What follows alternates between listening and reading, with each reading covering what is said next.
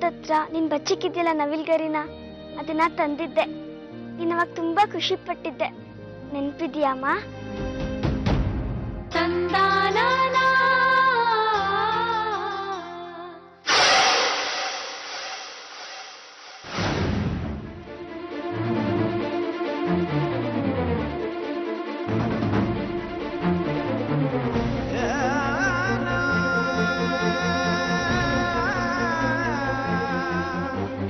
ಅಲ್ಲ, ನಿನಗೆ ನಿನ್ನ ಸ್ನೇಹಿತೆಗಿಂತ ಅವಳ ಮಗಳೇ ಹೆಚ್ಚಾಯ್ತಲ್ಲ? ಇಲ್ಲ,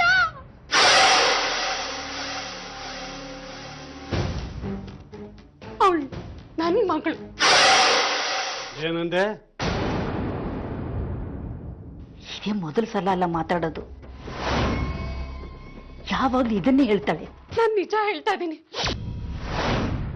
ಬೇಕಾದ್ರೆ ಸೂಜಿ ಕಣ್ಣು ನೋಡಿ. ಅವಳು ಕಣ್ಣು ನೋಡ್ತಾ ಇದ್ರೆ ಆ ಮನೆ ಹಾಳು ಮಂಜನ ಜ್ಞಾಪಕ ಬರ್ತಾನೆ. ಮಂಜ ಕೈ ಕೊಟ್ಟ, ಅವನ್ ಮಾಡಿದ ಪಾಪ ನನ್ನ ಹೊಟ್ಟೆಯಲ್ಲಿ. ಊರಿಂದ ಬಹಿಷ್ಕಾರ ಹಾಕಿದ್ರು. ಯಾರು ಗತಿ ಇಲ್ಲದೆ ಸರು ಆಶ್ರಯ ಪಡೆದೆ.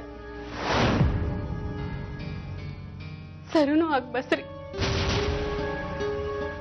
ಪಾಪ ಅವ್ರಿಗೂ ತುಂಬಾ ಕಷ್ಟ ಇತ್ತು. ಗಂಗು ಕೆಲ್ಸನೂ ಇರ್ಲಿಲ್ಲ. ಮಗು ಹುಟ್ಟಿದ ತಕ್ಷಣ ಬೆಂಗಳೂರಿಗೆ ಹೋಗ್ಬೇಕು ಅಂತ ನಿರ್ಧಾರ ಮಾಡಿದ್ರು. ಪ್ರಾಣ ಸ್ನೇಹಿತರು ನಾವು.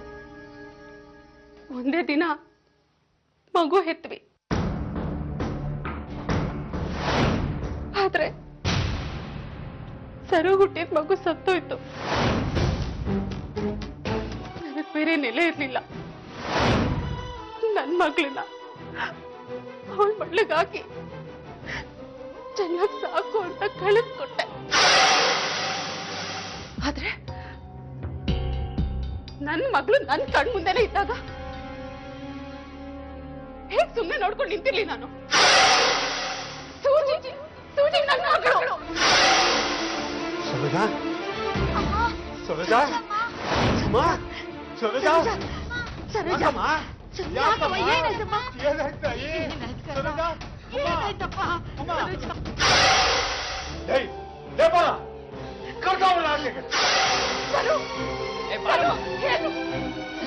ಅಮ್ಮ, ಈ ಬಾರಮ್ಮ ನಾನು. ಸರು, ಬಾರಮ್ಮ. ಯಾಕೆ? ಏನಾಯ್ತಮ್ಮ?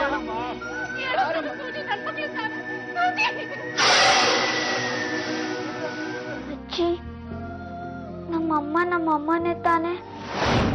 ಕಮ್ಲಿ ನಮ್ಮಮ್ಮ ಅಲ್ಲ ಅಲ್ವಾ?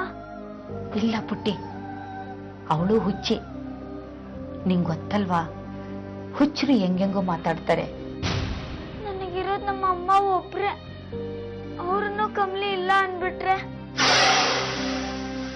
ಪುಟ್ಟಿ, ಆ ಹುಚ್ಚಿ ಮಾತಿಗೆ ತಲೆ ಕೆಡಿಸ್ಕೋಬೇಡ, ಗೊತ್ತಾಯ್ತಾ?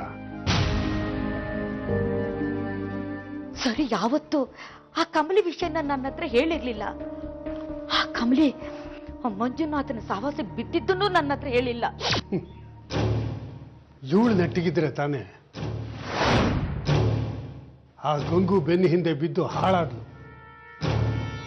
ಈಗ ಆ ಗಂಗುನೂ ಇಲ್ಲ, ಇವಳು ಜೀವನನೂ ಇಲ್ಲ. ತಿರ್ಗಾ ಅದನ್ನೇ ಹೇಳ್ಬೇಡಿ. ಚೆನ್ನಾಗೇ ನೋಡ್ಕೊಂಡಿದ್ದಾನೆ.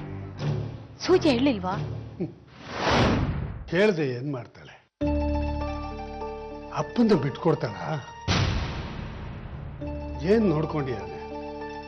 ಕಟ್ಕೊಂಡಾಗಿದ್ದ ಕೆಲಸ ಇಲ್ಲ, ಇವಳೇ ದುಡಿದು ತಂದು ಹಾಕ್ಬೇಕು. ಇನ್ನೇನ್ ನೋಡ್ಕೊಂತಾನೆ ಚಂದ? ಬಿಡಿ, ಈಗ ಯಾಕೆ ಆ ಮಾತು?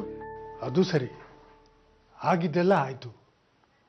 ಮುಂದೇನ್ ಮಾಡಬೇಕು ಅಂತ ನೋಡೋಣ.